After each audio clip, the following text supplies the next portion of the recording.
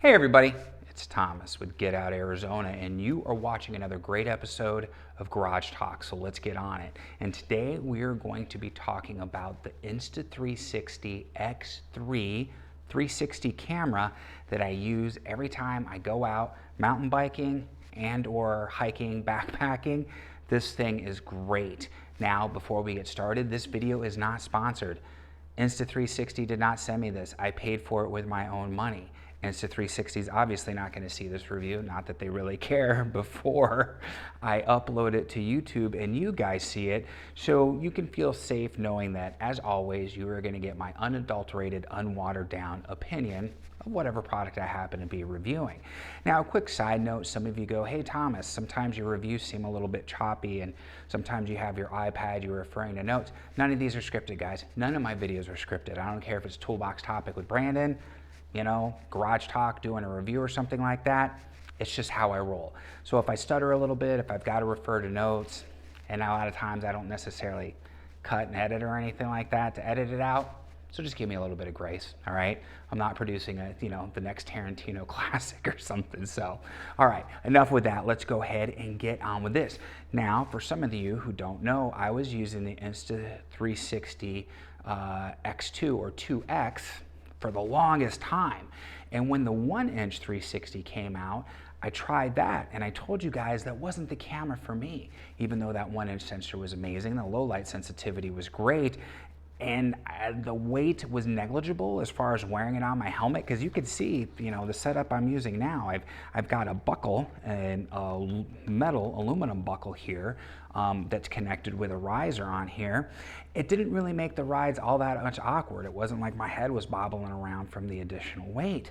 But at the end of the day, I'm not using it for content creation, and I even said that. Brandon Lee and Philip Bloom made 2 amazing videos on how to use that particular 360 camera to your advantage if you were doing that type of content. And in that case, yes, absolutely. I think the attributes that 1-inch sensor holds is completely worth that price, that premium that you're paying. So I sent it back and I went ahead and got this one.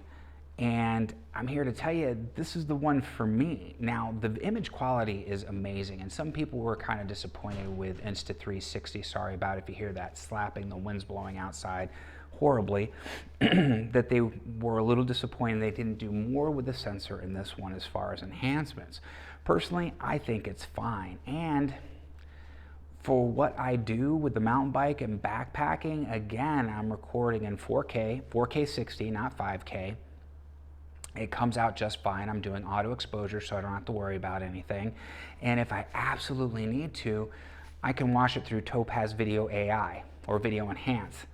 There it is. It's cleaned up. No big deal. I'm not worried about it. So that wanting something that had additional enhancements to the sensor over what this one has from the previous generation, I'm okay with that. It's waterproof, although I haven't submerged it in water. It's gotten rained on and snowed on. Snowed on once, rained on a couple times. It did just fine. This cage is from Small Rig, and the link from that will be down below. But the thing I like most about this, and it's funny too, because everybody was like, oh, the bigger screen and you can see and everything. Guys, when I'm using this, I'm not looking at the screen, okay? Seriously.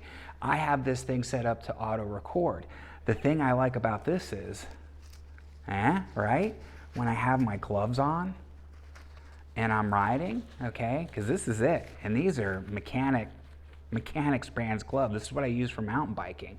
I can feel that button through the gloves for the auto turn on.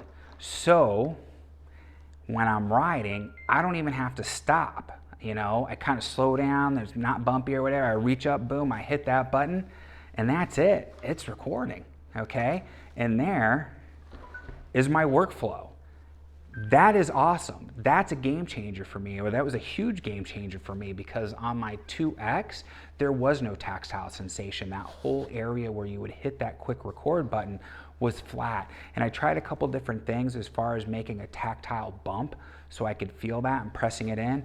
It just did not work. This does, guys, and for what I use it for, it works perfectly. Now, I know some of you might be going, well, Thomas, what about specs, and what about this, and what about that? No, okay? There'll be a link down below to Brandon Lee's video that covers all that, but as far as me, my workflow and my concern and what I want to convey to you, if you're a mountain biker, if you're a backpacker, or hiker, however you want to look at that, it works great. That's all you need to know.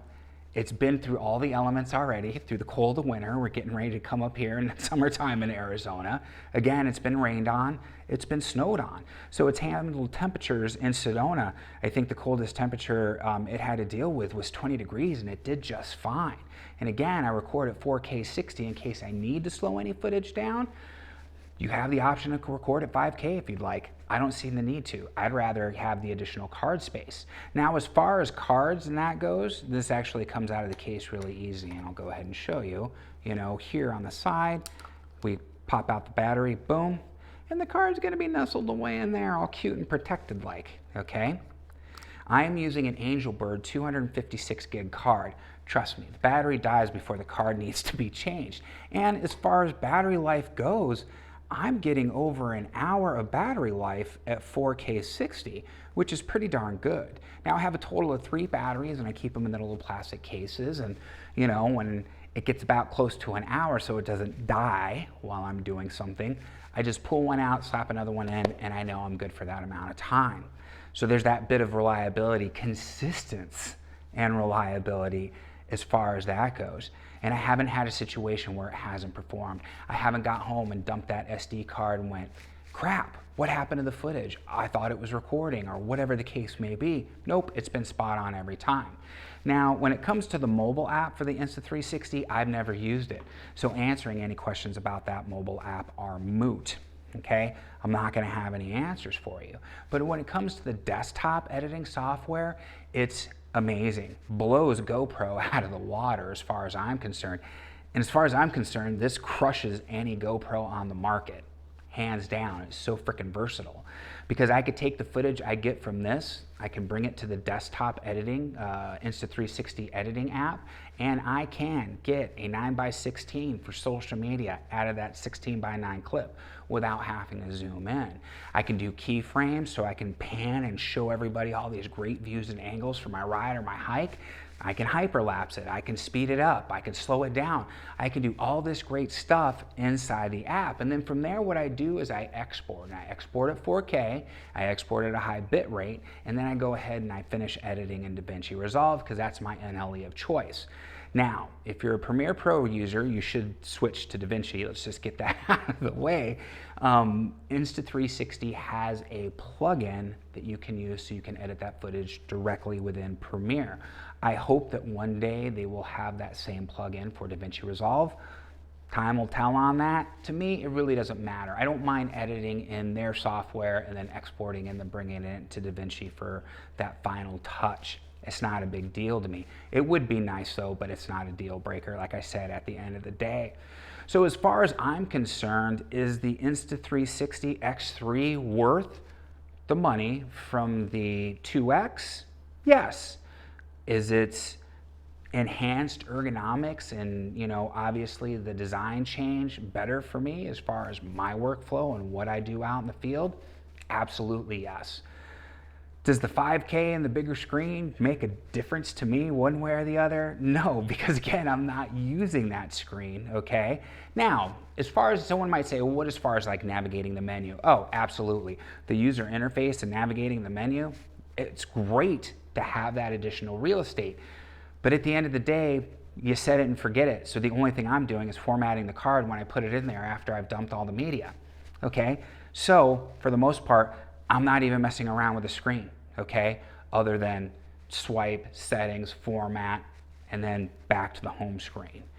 But everything that they've done to enhance this, those little nuances, have made it more user-friendly and in my opinion worth the upgrade, because I was using the 2X for quite some time and this one's definitely been a more enjoyable experience all the way around. You know, and that's that. Again, you guys might be thinking, Thomas, that wasn't much of a review. I'm sorry, it's not nerdy like some of my other reviews are on cameras or something. It doesn't really need to be. If you're a mountain biker, if you're a hiker, jogger, rollerblader, anything like that, where you just need something that's gonna grab footage and it's gonna look great and you don't have to worry about it, this is the one for you. And I do use the little extender pole every once in a while when I'm hiking. I hold it just to kind of give a periscope type view. So, but most of the time it's on my helmet or hooked up on my bag somewhere. So, all right, on that note, my friends, if you have any questions, comment down below and ask. I'll be more than happy to expound or expand on anything that I've talked about or that I haven't talked about and you guys are curious about. Like, subscribe, bell notification icon, my friends. It's the trifecta that we love here so much at Get Out Arizona. Helps the video, helps out the channel, seriously. Down below, there's gonna be some links for our social media, Instagram, Facebook, TikTok, the devil's work. But we need it to get the word out about Get Out Arizona. And if you want to keep up on the day-to-day affairs, the group hikes, the group rides that we do, that's where you're going to do it. Also, there's going to be some affiliate links down there. This will be one of them, though not through Insta360, it's through Amazon. And if you choose to make a qualifying purchase, okay, you will not be charged any additional money, but we will receive a small commission, and that helps us out with coffee money, park passes, and gas money.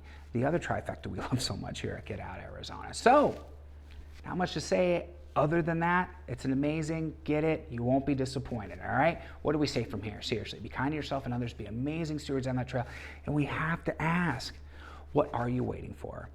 Get Out Arizona. We'll see you on that next adventure. Take care, everybody.